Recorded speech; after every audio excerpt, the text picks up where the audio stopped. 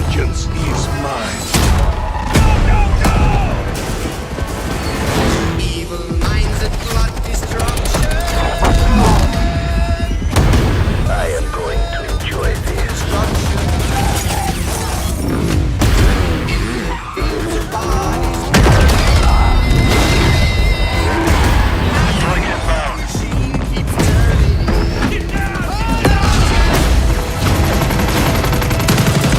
You have no idea what's coming.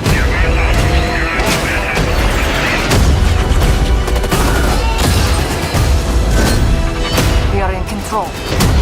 He's trying to bait you, I know. No shit.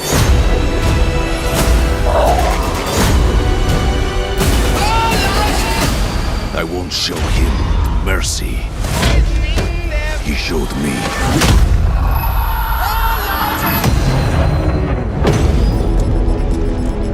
What the hell?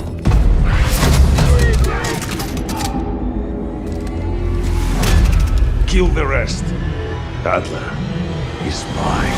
I've gotta struck the hour.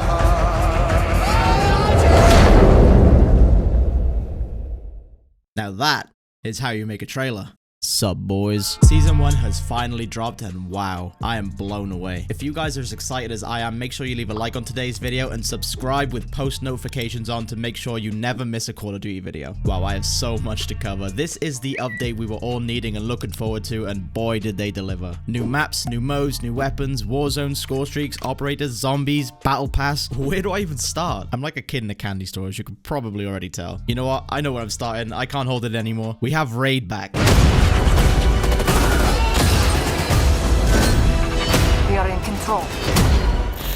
Oh my god, I'm so excited. On top of that, we have 3 additions to the multiplayer map rotation, giving us a total of 4, which includes Raid, of course, Sanatorium, the Pines, and what looks to be a Christmas-themed holiday Nuketown map. I don't know what it is about Christmas-themed maps, but I am beyond excited for that. We have 2v2 Gunfight returning, bringing 4 new maps along with it. U-Ban, ICBM, KGB, and Game Show. We have a new score streak called the HARP. This high-flying stealth aircraft or high-altitude reconnaissance plane shows both enemy positions and their directions on the minimap, giving you a key advantage during the endgame moments of a multiplayer match. Pretty cool. Something I'm very excited for is some of the new game modes, like one of them being Dropkick. This is kind of a round-based game mode where each team starts racing towards a location of a nuclear briefcase, and of course the goal is to keep the carrier safe. If you die while your team controls the briefcase, you will not respawn until the carrier has been eliminated and the briefcase has been dropped. Upon reaching the score limit, the winning team can detonate their nuclear strike and the round is won. Sounds pretty cool. And of course, we have Prop Hunt returning. I'm probably more excited about this than I should be. Streaming this is going to be so much fun. I cannot wait. Which reminds me, if you guys didn't know, I actually stream daily over at twitch.tv/Buzro, so I hope to see you guys there. Next up, we have weapons and operators being introduced during the season, which all look really cool. First off, we have the MAC-10 SMG, which you can unlock through the battle pass at tier 15, and the Groza assault rifle, which is also unlocked through the battle pass at tier 30. Later on in the season, we'll also be getting a new shotgun called the Street Sweeper and 2 new melee weapons, the Sledgehammer and the Wakizashi? I don't know if I've butchered that. The 3 operators that are coming this season, or at least the ones I know of. Launch week, we have Stitch, who looks absolutely insane, and later on in the season, we have Zayna and Bulldozer joining us. And last, but certainly not least, we finally have Warzone with a brand new map, Rebirth Island. Not only do we have a new map, but they've also teased us with what they call a new Gulag experience. Let me know down in the comments what you guys think that means, and also whilst you're there, let me know what you're most excited for about this update. If you enjoyed today's video at any point, it would mean the absolute world to me if you could drop a like on it and subscribe if you're new. Been going super hard with the YouTube lately. I cannot wait to see what this year has in store for us. But without further ado, let's get into the class setup.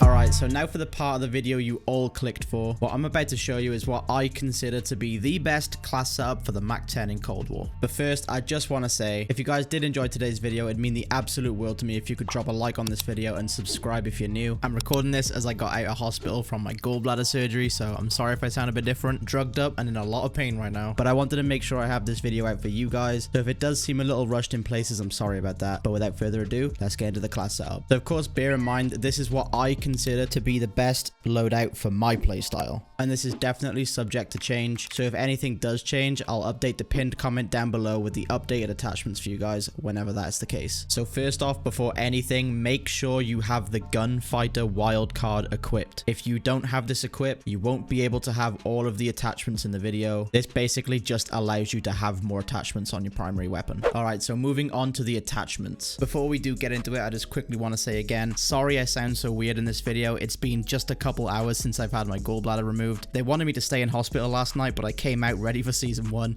I know, I'm stupid, but yeah, you could probably tell it's a little bit hard for me to breathe right now, and even forming sentences, I have to keep catching my breath, but I'm trying my best. I wanted to get this video out for you guys, but anyway, let's get into the class setup. First up, we have the QUICKDOT LED. This is all 100% personal preference as always. I tend to prefer the ADS animation on the QUICKDOT LED versus most of the other sights in the game, so that's usually my go-to for most weapons, but feel free to experiment because like I said, it's all personal preference and there's not real pros or cons in terms of stats no matter what optic you use, so go crazy. Next up, we have the SOCOM ELIMINATOR muzzle. Usually for the muzzle, I'd stick with just a muzzle brake 9, but let me tell you guys, this thing's recoil is absolutely crazy. Even up close, if you don't get that extra vertical recoil boost, it's going to be hard even for top level players to control. The plus 17% vertical recoil control is huge for this. You do get a negative 10% horizontal recoil nerf, but trust me, that's nothing. We make all of that back up later in the build. Now for the barrel, this is probably going to be the most controversial attachment on this build. Even for myself, depending on the map or what kind of mood I'm in, I'll probably switch these out too. So I'm going to go over 2 possible barrels that I'll be running. First up, we have the 5.9 inch Task Force barrel. This is your small map, up close and personal melting machine. Perfect for smaller maps like Nuketown where most of the fights are very close range. The reason I say this is because regardless of what you have on this build to control the recoil, this thing still has insane kick. At medium to long range, it's almost impossible. If you're going to use this barrel, I recommend running a second primary weapon that could be used at range because this thing is pretty ass at range. For the next one, this is probably better overall and I think it would suit most people's playstyle. The 6.1 inch reinforced heavy barrel. This is going to give you a plus 18% effective damage range and a huge plus 80% bullet velocity without giving you that big recoil nerf. This is probably what I'm going to be using the most if I'm being honest. Let me know down in the comments which one you guys think is the best. Now this next one, the Tiger Team Spotlight. I use this attachment on nearly every class, including snipers. If you guys use marksman in the older games like Modern Warfare 3, it basically works similar to that, where if the enemy is further away, it shows up a little red or orange dot above their head. Now on maps like Cartel, this is actually a really big deal. It's almost like having aimbot. I wouldn't be surprised if they nerf this very soon, so make sure you use it whilst you can. But anyway, alright, the grip is going to be very important. I've thrown on the Field Agent grip. Like I said before, the recoil on this thing is absolutely insane. For me, this is the only grip that makes sense. If you use anything else, you're crazy. This makes the MAC-10 usable. For the mag, I've thrown on a Salvo 53 round fast mag. I mean, look at all these positives. Plus 66% magazine ammo capacity, plus 40% reload quickness, plus 66 max starting ammo, and plus 66% ammo capacity. The only negative for this is a negative 25% ADS time, which is literally nothing. We make all of that back with the other attachments on the build. This is a no-brainer. Next up, we have the Airborne Elastic Wrap, and straight away, we have the plus 30% ADS time that we just lost before, and even more, we have a plus 90% flinch resistance. As I always say, flinch resistance is very important in this game. This attachment is a win-win. And last, but certainly not least,